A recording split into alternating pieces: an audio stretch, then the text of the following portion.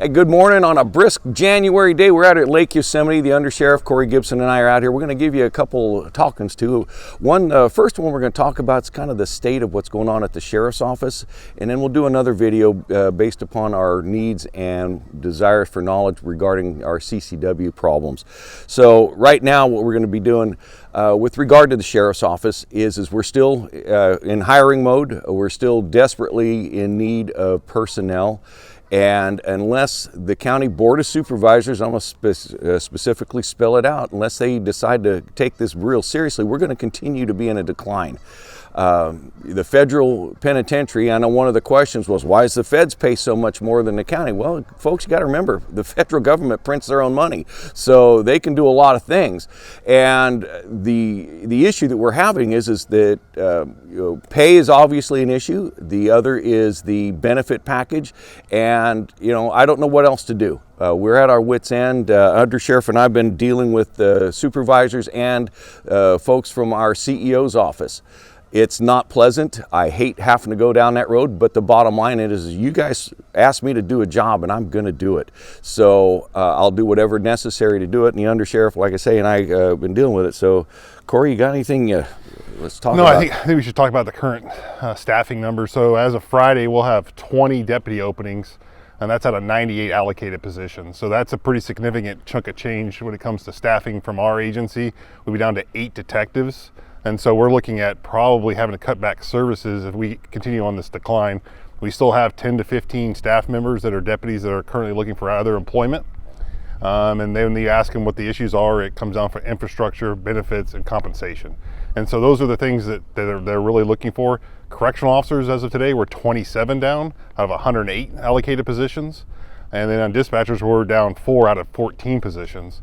And so those dispatchers are, even though we say we're only down 4, we have another 3 in training, and the training takes about a year. So you're looking at, only about half the allocated dispatcher positions are actually working staff members. So we still currently have hiring incentives. And so it's up to $10,000 for laterals, and then there's a variety of incentives below that for correctional officers and for deputy sheriffs. So anyone interested, we're desperately looking for staff.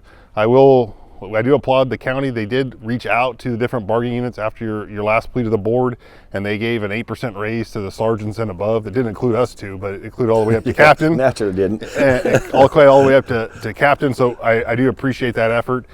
They've made an agreement tomorrow. They're supposed to take an item to the board will be considering an item for a classification change for correctional officer to change them to custodial deputy, which will give them more peace officer powers and allow them to do some additional duties that are desperately needed. Unfortunately, they've also made the same offer to the DSA, but the DSA saying the 8%, which is over a 2-year contract, is not substantial enough to keep people, and they want to have an ongoing conversation. Unfortunately, they're in contract, and there's no current discussions that we're aware of. Yeah, the other issue that we come to work this morning and a deputy turned in his resignation effective Friday. He's leaving the state, and who can blame anybody for wanting to leave the state? But the bottom line is we're going to be down another position for a deputy sheriff, and it just keeps on compounding. The problems we're having is compounding daily. As administrators, they don't expect us to do a lot of cop work, but we're out doing it. We have to. We've been going to calls, taking care of business as we can. It's just, I know that the county's doing what they think they can do, but I also know that they could do more. And if they truly want to stop this hemorrhaging, they're going to have to do more, and it's going to have to hurt some other agencies within the county structure, not other agencies, so it's like cities. So, what we didn't talk about is that we're down 20 positions, but unlike the last time we were in a real staffing crisis, we have another, I think, 9 or 8 deputies on long-term leave. So that's an additional on top of the 20 of those 98 positions. And the last time the county just gave a 10% offer straight across the board to try to stop the hemorrhaging, and this time they put the strings attached to it, and so that only the DSA didn't agree to it. And so those are all things that would be beyond our control.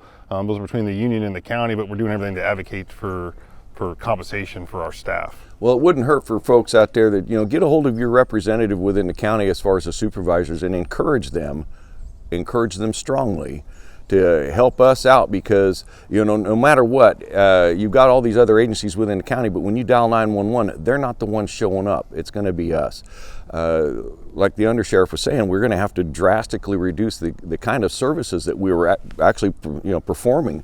I got an email over the weekend from one of the supervisors that there was a concerned citizen in the Beechwood area because of the homeless and moving in an RV. Well, a year ago we were able to handle that. Right now, they're going to be put in the stack. In other words, if that's number 40 on the list of things getting done, that's how we're going to have to deal with it, because we've only got one person in that area to take care of that business, and it might come to the point where we have to pull everybody. Correct. So, anyhow, folks, we're still trying. We're still doing everything we can. I'm not giving up. The undersheriff's not giving up. And again, I encourage you to get a hold of your supervisor and encourage them to give us a hand. The first people they're going to try and get a hold of and try and regulate are the ones that are armed. Okay, the minute they start taking those guns away, then it's going to lose all hope for citizens to be able to protect themselves. That's the whole purpose behind the Second Amendment. And that's why I fight tooth and nail about our ability to carry on in public. They're saying, well, you can't go to a public park. Well, guess what? The bad guys don't care what the rules are. So that's our stance, and that's we're going to keep doing it. And like I say, as long as I'm sheriff and drawing a breath, we're going to continue the fight. Yeah, they're really putting a lot of regulations towards who can instruct, and they're going after the training. So we've already lost about half the instructors. They did another, I forgot, Office of Administrative Services. They added another requirement for CCW instructors. So now they have to be DOJ qualified as an instructor, and the only way you can get there is through POST, which is the Peace Officer Standards and Training, or through BSIS, which is a security group. And so they have questions.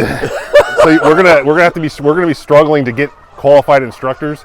A couple of vendors locally are POST guys, so they should be able to get fairly quickly. There's some other guys that aren't, and we approved some, but we're likely to unapprove them. And so our list of qualified instructors is getting very narrow. And then in 2026, they're going to require that you life scan again with DOJ, which is an additional fee they're going to require on the cardholder. And so those things are all concerns that the State Sheriff's Association continue to bring up with DOJ and with the state legislation, saying that this is not right.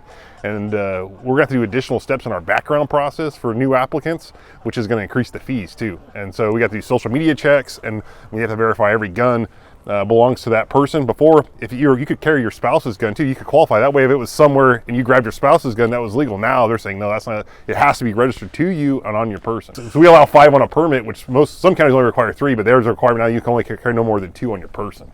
And so those are things that we're going to have to deal with the State Sheriff's Association and legislation and advocating to change that. They just enacted a bunch of laws now where we can't enforce minor traffic violations. So if you call in for a suspicious vehicle on your court or on your street and it's driving on the street and it has a tail light out, you can't stop it anymore. And so they're just continuing to do different things to stop enforcement action.